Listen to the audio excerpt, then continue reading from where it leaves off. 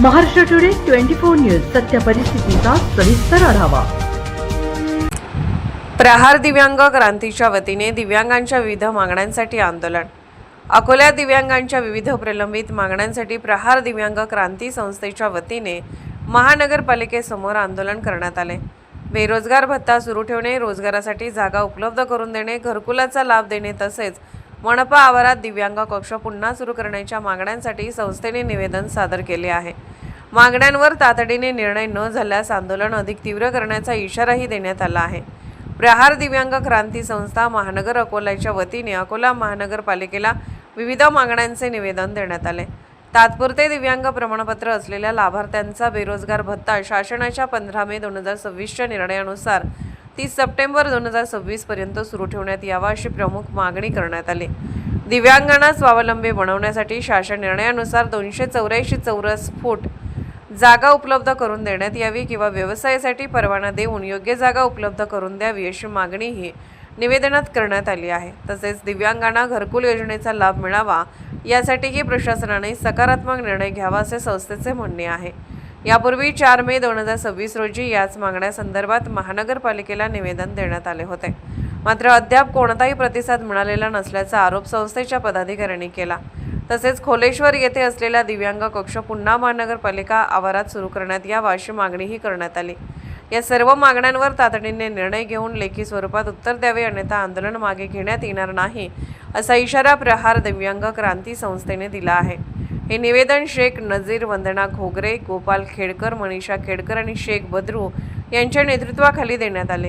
यावेळी संस्थेचे प्रकाश गटवार, नवाज खान उर्फ गुड्डू, हिदायत खान, आसिफ मिर्झा, युसुफ अली, मुजफ्फर बेग, शेख रियाज, राहुल वगट, निखान, असलम मुन्नीवाले, शेख उमर मुन्नवाले, शेख मोहन, मुजाहिद इक्बाल, सय्यद इन्स्नेहक, अन्सर अहमद कुरेशी व उबेद खान आदी सदस्य उपस्थित होते। अनेक पदाधिकारी आणि दिव्यांग बांधव मोठ्या संख्येने उपस्थित होते। महाराष्ट्र टुडे मराठीसाठी विशेष प्रतिनिधी समीर खान, अकोला। 27 मार्चला शासन निर्णय निघाला होता की दिव्यांगांच्या टेम्पररी सर्टिफिकेटचा लाभ बंद। मग त्यानंतर आदरणीय बच्चूभाऊ कडू यांची विधान परिषद सदस्य म्हणून नियुक्ती झाली शिंदे सेनाकडून। त्याच्यानंतर भाऊने आल्याबरोबर हा विषय धरून पकडला की दिव्यांगांचा कुठल्याही प्रकारचा योजनेचा लाभ बंद झाला नाही पाहिजे, म्हणून आदरणीय एकनाथ शिंदे साहेब यांनी तत्काळ सचिवाला फोन करून सांगितला की दिव्यांगांच्या कुठलाही लाभ बंद करू नका, त्यांना कालावधी द्या। मग त्याच्यानंतर दुसरा शासन निर्णय निघाला, त्यामध्ये स्पष्ट उल्लेख आहे की 4 महिन्याच्या कालावधी देण्यात येत आहे। टेम्पररी सर्टिफिकेट असो की UDID कार्डमध्ये त्रास असो की काही असो, मग कोणत्याही दिव्यांगांचा लाभ थांबू नये यासाठी पत्रव्यवहार निघाला। तरी देखील महानगरपालिकेने 2 महिन्याचे 3 महिन्याचे दिव्यांगांच्या खात्यात पैसे थांबवलेले आहेत, त्यांना अजून लाभ दिलेला नाही। त्याच्यानंतर दिव्यांगांचा घरकुल संबंधित एकूण 30 दिवस उलटून गेलेले आम्ही निवेदन दिलं आहे, एकही आम्हाला पत्र बॅक नाही, फील्ड बॅक नाही।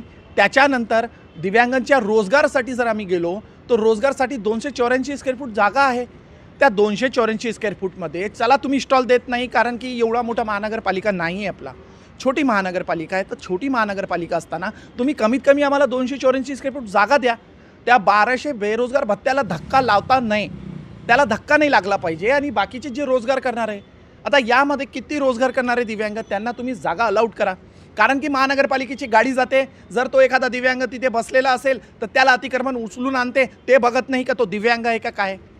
त्याच्यानंतर महानगरपालिकेने दिव्यांग कक्ष कुठे फेकला, खोलेश्वर मंदिरजवळ, इथून अर्धा किलोमीटर दूर। म्हणजे दिव्यांगाला जर तुम्हाला काही करायचं असेल तर तुम्ही तिथे अर्धा किलोमीटर जा, पहिले महानगरपालिकेत या, महानगरपालिकेत तुमचं काही काम असेल मग ते करा आणि तिथे जा।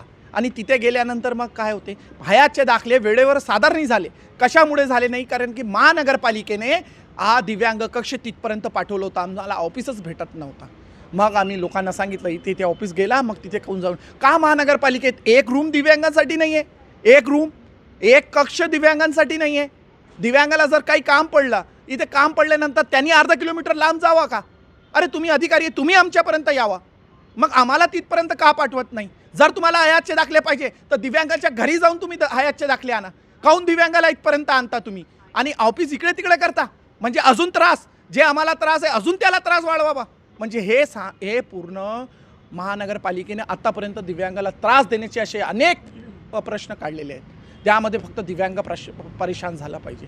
त्या संदर्भाचे हा आमचा फक्त 2 ते 3 तासाचा हा निवेदन आहे की 2 तासात फक्त आम्ही व्हॉट्सअपच्या माध्यमातून एवढे दिव्यांगाला जमा केलेलं आहे. जर 15 दिवसात निकाल नाही लागला तर प्रहार अपंग क्रांती 5000 दिव्यांगासहित महानगरपालिकेत घुसणार आहे. आणि जोपर्यंत महानगरपालिका दिव्यांगांच्या हिताचे आणि हक्काचे जे समस्या आहेत ते सोडणार नाही, आम्ही तोपर्यंत संघर्ष करत राहू. आजच महाराष्ट्र टुडे 24 न्यूजला सबस्क्राईब करा आणि सत्य परिस्थितीचा सविस्तर आढावा पहा.